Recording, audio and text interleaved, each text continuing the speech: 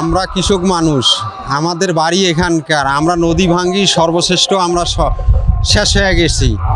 আমরা এই অনেক সরকার আসিয়ে এখানে মনে করেন পানি বন্টন নিয়ে অনেক কিছু বলছে, কিন্তু কেউ আমাদের কাজ করে নাই। তাই আমরা সবাই মিলিয়ে অনুরোধ করতেছি যে আমাদের জন্য এটা বাস্তবায়ন হয়। তিস্তা পারের কৃষি জমির যে ক্ষতি হয়েছে, এখানে আমরা নদী গর্ভে কিন্তু অবস্থান করতেছি। আজকের সমাবেশটা এই নদীতে আজকে কিন্তু ভরপুর পানি থাকার কথা, কিন্তু আসলে ধুধু বালুচর, এখানে মানুষ হাঁটতেছে।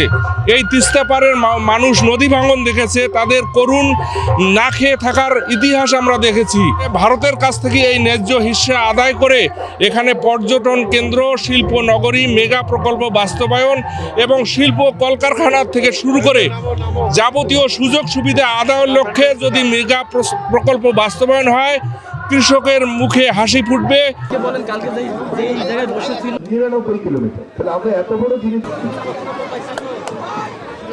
আজকে নতুন করে যে জাগরণ, তিস্তা বাঁচানো যে ডাক, এটার মাধ্যমে শুরু হোক, কিন্তু সেটি হতে হবে বুদ্ধিভিত্তিক। শুধু স্লোগান দিলে হবে না, স্লোগানের পাশাপাশি কোথায় কোথায় ভারতের সাথে আমাদের ডিসপিউট, সেটা আন্তর্জাতিক পরিমণ্ডলে কিভাবে করব সেটি আলোচনা হতে হবে। এই ক্ষেত্রে আমার সর্বশেষ একটি বিষয় বলি, এখনো আশা শেষ হয়ে যায়নি।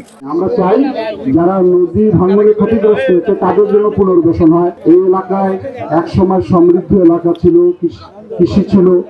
এই তিস্তা নদীর অববাহিকায় একটি সমৃদ্ধশালী এলাকা ছিল, সেটাই আমরা ফিরে নিয়ে আসতে চাই।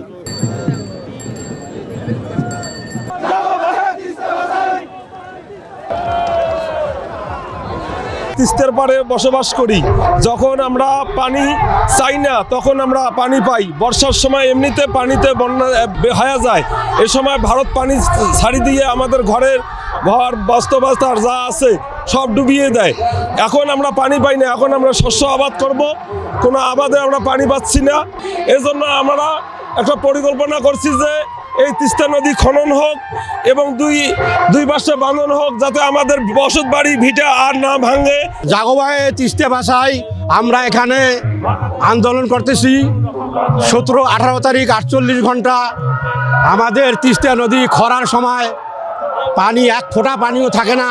বন্যার সময় নদী ভাঙন, গাছপালা, মানুষের ছাগল গরু, বিভিন্ন প্রতিষ্ঠান ধ্বংস হয়ে যায়, যার জন্য আমরা এই আন্দোলন 48 ঘন্টার পরেও আমরা থাকবো, যতদিন পর্যন্ত এই ন্যায্য দাবি আদায় না হয় ততক্ষণ পর্যন্ত আমরা আন্দোলন চালিয়ে যাবো ইনশাআল্লাহ।